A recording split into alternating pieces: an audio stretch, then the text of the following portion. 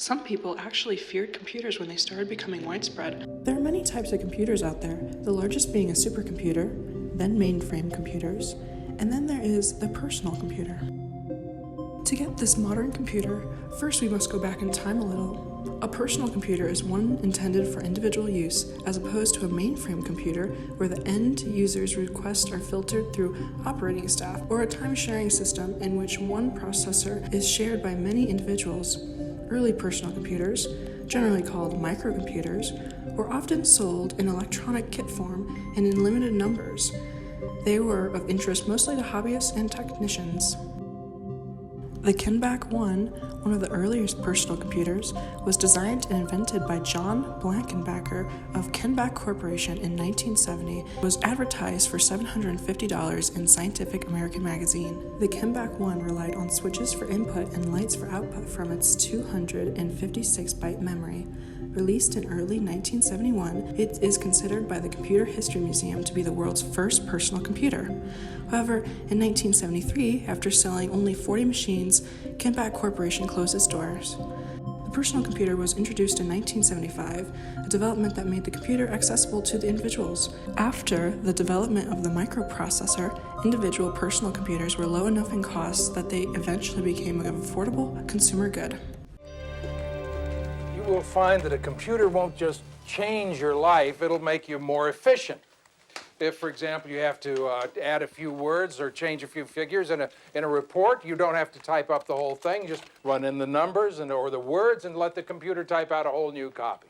You don't even have to worry about delivering your work. You can use the phone lines to send it across town or across the whole globe.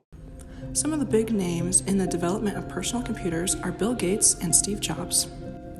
During the late 1960s, Bill Gates and his school friend Paul Allen created their startup, originally called Microsoft.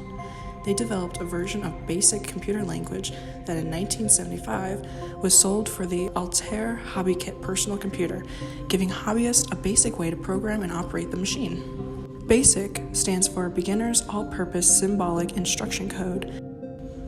Microsoft's big break came in 1980 when IBM Corporation decided to move into personal computers and asked Microsoft to provide the operating system. The first versions of the two classic Microsoft products, Microsoft Word and the Windows operating system, were released in 1983. By 1991, Microsoft's operating system were used by 93% of the world's personal computers. The Windows operating system is now used on most of the world's desktop computers. Steve Jobs is widely recognized as a pioneer of the microcomputer revolution of the 1970s, along with Apple co-founder Steve Wozniak. The duo developed and marketed the Apple II, one of the first highly successful mass-produced personal computers. It could display not only text, but also real color graphics, as well as play sound. It would also have a built-in BASIC interpreter, a full keyboard, and expansion slots. The system was packed as a professional product that could be used right out of the box, complete with an attractive plastic housing and an internal power supply.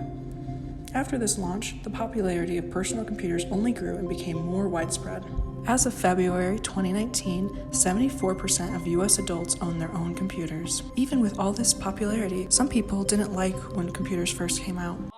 That's no problem. I've been working at this thing 3 weeks straight, and I'm up for a little computer side.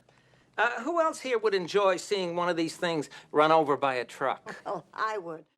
They were unfamiliar and new, and a lot of people feared what they could do for society. Others just did not want to look unintelligent in the face of their lack of knowledge regarding them. It is not so surprising, as people often tend to fear the unknown. The term computer phobia didn't fall out of fashion until the 1990s, when a new realm of technological anxiety became the target: cyberspace.